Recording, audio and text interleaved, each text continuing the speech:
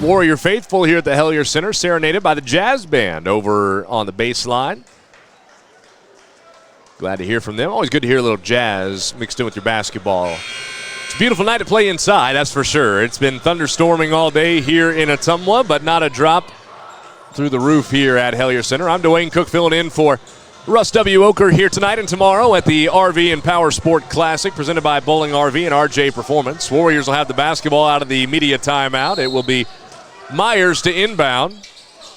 Indian Hills had a little stack towards the left elbow. McHenry gets the inbounds pass in the corner, brings it back top of the key, looking to attack off the dribble, fires it up, and can't get it to fall. And we got a foul on the floor on that rebound fight.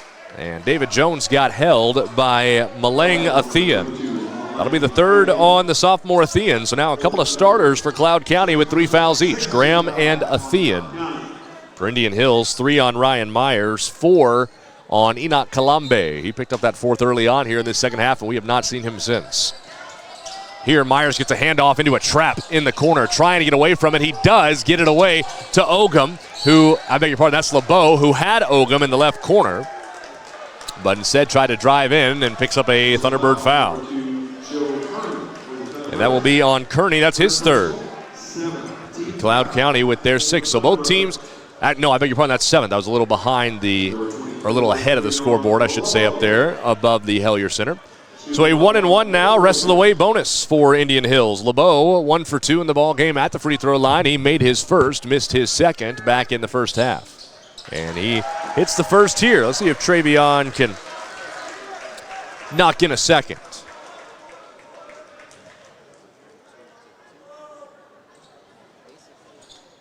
LeBeau toes the line with the right foot.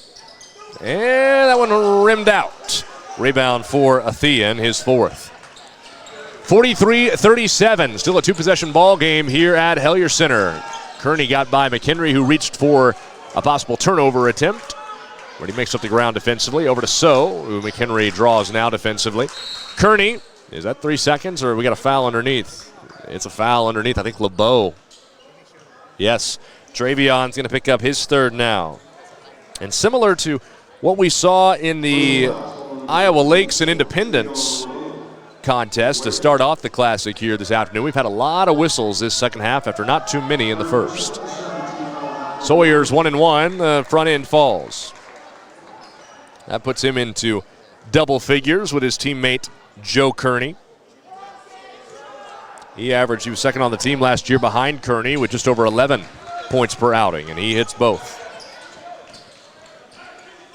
43-39 with 11:15 to go here in the second half. Myers controlling the offense here, driving in all the way home and banked it in off the window. What a bounce back performance here tonight from Ryan Myers. He's up now to double figures himself, 10 points for the sophomore. Ogum putting some pressure in the backcourt on these Thunderbirds. Getting it ahead, though, Sawyer to So, who will give it back over to Sawyer after he makes it across the timeline. 6-point advantage, 45-39. Driving So, baseline, reverse layup, and 1.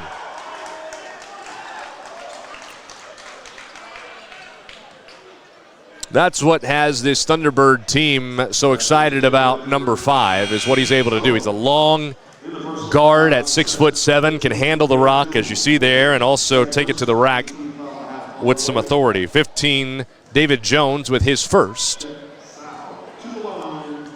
And So, to try to complete the old-fashioned 3-point play, cannot. Rebound pulled down by the guilty party, David Jones, his 7th. 45-41, back to 4 again, but Cloud County has not been able to get this a single possession. McHenry step back. No, back iron. Ogum, strong board. Oh, the putback wouldn't fall. And the rebound to Kearney. Man, a lid on the basket for R.J. Ogum.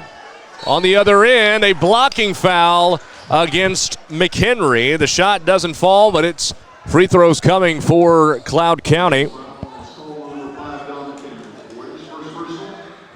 And Don picks up his 2nd team foul.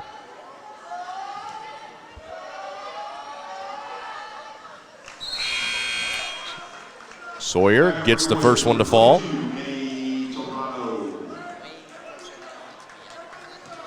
He's a perfect 6 for 6 from the stripe. And 7 of 7 now that he hits the second. Now Cloud County does have it to a single possession ball game. 45-43 Warriors. Cloud County has not led since it was 2-1 back in the first half. And that's exactly how it was against North Platte back in their opener on Tuesday. They led with 19:34 to go in the first half and a carry call here on Ogham. 13th turnover by the Warriors. That'll bring Truth Harris over quickly to the scorers table to replace Ryan Myers. And Coach Polona will also send Key Oliver to check in as well, I believe, for Ogham. Actually, Coach is going to empty the bench. He's going to bring in a whole new set of guys here. 21, Leroy Odiahai, and making his first appearance of the year, David Hermes, a 6'10 freshman out of Stockholm, Sweden.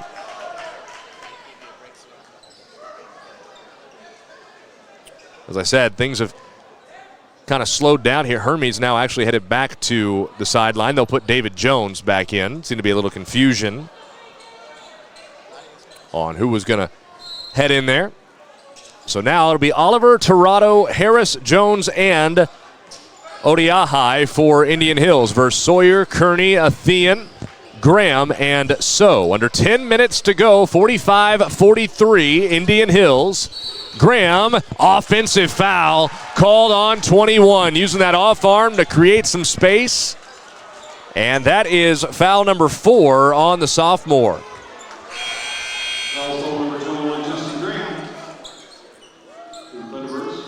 And Always Allison's watching from Clearwater, Florida. I'm sure the weather's a little bit nicer down there in Clearwater tonight than what we're seeing up here in Ottumwa, mid-40s and thunderstorms.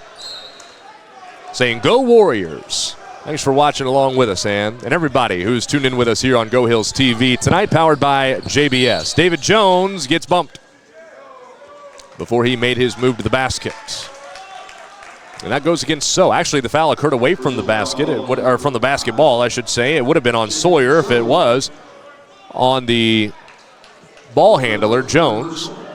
So So's second. Well, they have that as So's second up on the board. I had it down as 3. And now Odiahai will be the one for the 1-and-1, and he drains the first. Now 9 Warriors who have entered the scoring column.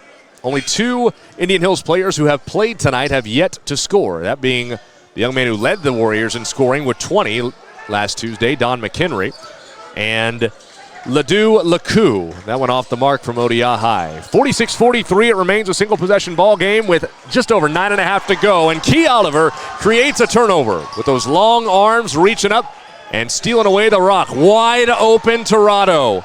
No. Tipped and taken by Kearney. Man, Eddie would love to have that one back. Running the floor, Athean finishes and gets fouled by Jones. He just leaked back early.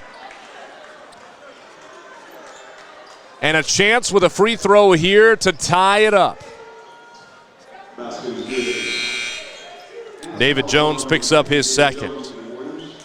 And the 10th team foul, so that is double bonus for the remaining 9 minutes and 19 seconds of regulation. Oliver and Jones both take a seat, with McHenry returning and Ogham. Athean, his first free throw attempt of the season. And it falls off the front. Did they call a lane violation? Odiahai gets whistled for being in the lane early, and I can't say that I saw it from the U.S. Bank broadcast booth. So a second chance for Double Deuce Athean, and the ball don't lie. Ogham pulls down the rebound after all. His third, Indian Hills maintains the lead at 46-45.